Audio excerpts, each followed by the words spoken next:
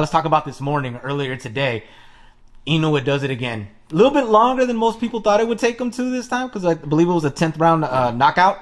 But, man, what can you say about Inoue that hasn't been said? You know what? That's the type of guy, and it's not really who he's fighting. At this point, he's so good that we,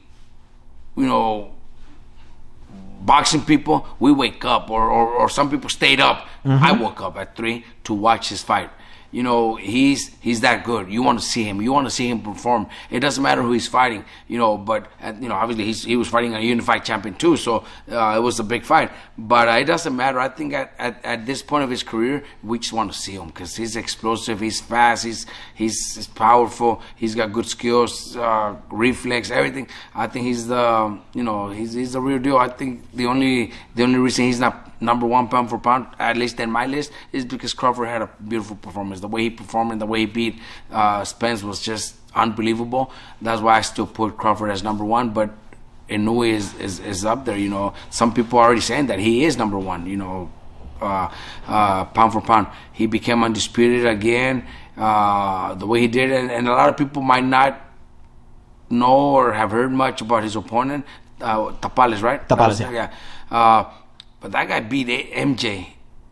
MJ's a bad dude, man. MJ, he's if people seen Bam's fight, the co-main event, MJ is a fucking monster too, and this guy beat him. So it wasn't supposed to be an easy fight for, at least that easy for Inoue. Inoue is just special. Do you see anybody doing anything to Inoue? The last performance when anyone even questioned Inoue was the first Donaire fight, because Donaire got a lot in that most people didn't expect. Yeah.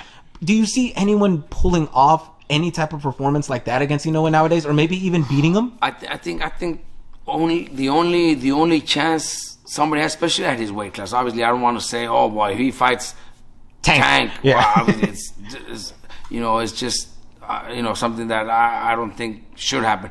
I don't think anybody beats him unless obviously a lucky punch, something could happen. Maybe he goes in sick, maybe he goes into a fight injured, maybe he breaks a hand. In boxing anything could happen. So that's the only chance I'd say anybody at 122 has to beating him. From what I understand, there's a couple big fights that he wants to, well, I don't know if he wants to do, but I think would be pretty big if he still stays at 122, which I hear he wants to stay there for at least a year. Luis Neri, maybe MJ, even though MJ is not a champion anymore. That was the fight that was supposed to happen anyways. MJ was supposed to beat Tapales. So I think that fight still gonna be big. I think MJ is strong.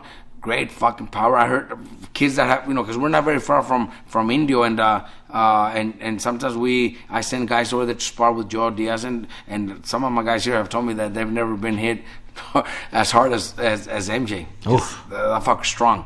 So he has a chance. Why not? Definitely, he might have a chance. He's a real deal, man. I think those names will be big fights. I still think Inoue beats him. I think he's just special. But yeah, I think if he stays at 122, then those are the fights that might happen next. And then he moves up to featherweight. He'll do the same thing at featherweight, I think, man. Even with the champions that we have at featherweight, which are really good, I think Inoue is just special. Now, you said boxing has had a great 2023, and I completely